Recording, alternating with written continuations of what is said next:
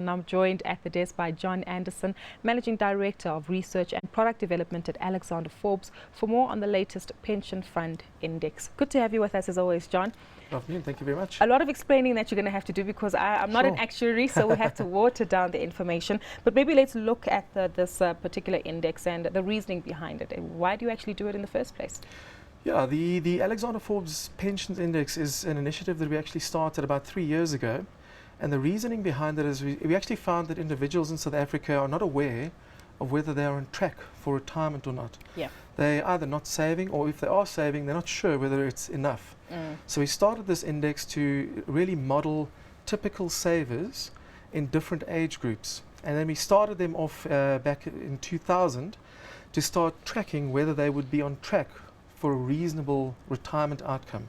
So the index actually tracks, it started off with 3 savers born in different years, and more recently we've introduced a new one for the new generation of savers that have just come out of varsity. That's exactly.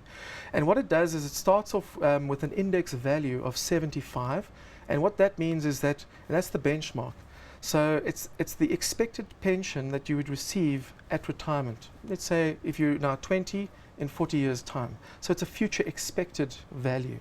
And 75 in this case means if your salary at just before you retire is 100 Rand, an index value of 75 means your pension that you will start receiving the next day will be a 75 Rand pension. And there's a lot of reasoning behind that that's typically used in the industry as a reasonable benchmark to aspire to, but it will be very different for different individuals. So for illustrative purposes, we track that, and over the last 10 years we've started to track how that expectation, that index has changed as markets have changed. Returns that you would typically get for a typical pension fund investor, would it go up, would it go down, as interest rates have changed, as salaries in South Africa, the wage bills have changed, because remember, your pension at retirement is it's relative to your lifestyle at retirement. Yes. So we actually factor in that, and it then comes out with the end value, and we release the index quarterly to see how people are doing. It's interesting you mentioned the different elements that obviously come into play here. Market performance on the graph here, you look at 2007, 2008, even 2009, and you see that there is a slight dip as to what the outcomes are from an investment perspective. But how does this information help you advise your clients accordingly? Well, firstly, it creates awareness, especially for people that are on what is called defined contribution plans. Now, a defined contribution plan is where you are contributing towards a retirement fund, either a pension, a provident fund, could be a retirement annuity, and you're contributing, saving towards that.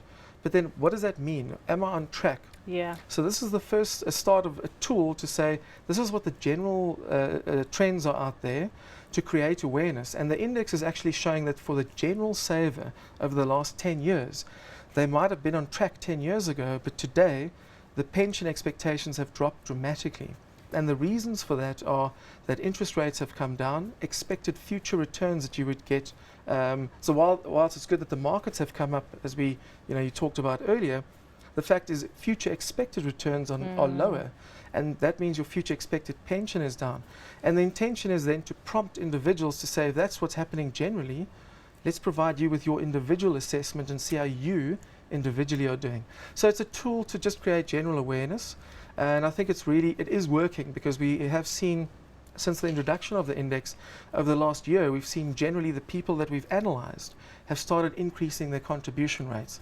So we started off with people generally increasing at about at a contribution rate of 13.5%. For many years that was fixed.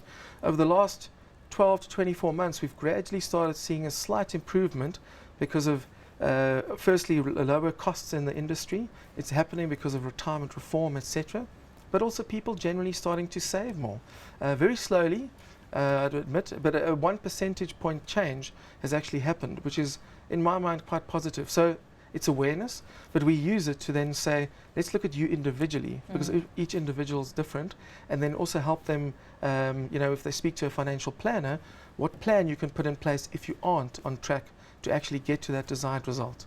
Let's get into that number that you mentioned, 75 obviously being the basis point there. You mentioned that the results look slightly more drastic or not as positive. Has that gone down, and how significantly, to what number? It has gone down, and it depends on what age group you're in, and it also therefore how long you've invested and when you expect to retire. So people that are up for retirement now, that have saved throughout their lifetime, have benefited from the markets over the last 20, 30, 40 years in South Africa. Actually, we see that they're still reasonably on track for retirement. It has still come down for them because the cost of retirement has it's become more costly. But their index value is generally reduced to about a 65, which means where they could have got a pension of 75, now it's 65. But still, it's there are still things that one can do there. There's a more dramatic impact for people that are in the younger generation. Yes. And the reason for that is they're now investing in a market where the future expected returns are lower. They have not benefited on this great bull market that we've had, and we've heard about new highs in the market. They haven't invested in that. And for them, the index value is at the lowest is close to 40. And what that actually means, and that 40 means that even if you save for the 30, 40 years at those current rates, it's still not going to be sufficient. Even with the power of compound interest? Even with the power of compound interest. No ways, John. And the reason for that is that, again, people are living longer, and it means that the contribution rates that you have to pay today is more than it was in the past. And also, the index itself factors in, it doesn't factor in another bull market in the next 40 years. So it's a planning tool. If there is, great returns, obviously the prospects could be better. But generally, future generations are likely to have to retire later, save more, or work part-time in retirement, which is a reality and is happening. John, as we speak today. Do you think I can still do this job at 70? I think you should be able to. Let's hope so, because clearly young ones clearly need to save a lot more, like you say. Thank you so much for your time today and educating us, and hopefully a lot of you at home will heed this call to obviously make sure you plan for your retirement appropriately. A big thank you once more to John Anderson. He's a Managing Director of Research and Product Development at Alexander Forbes.